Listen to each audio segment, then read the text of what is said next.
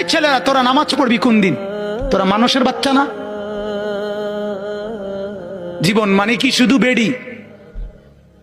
হ্যাঁ, জীবন মানে শুধু বেডির পিছনে আড়ো না? জিন্দিগি মানে উলঙ্গ ছবি? হায় হায় হায়,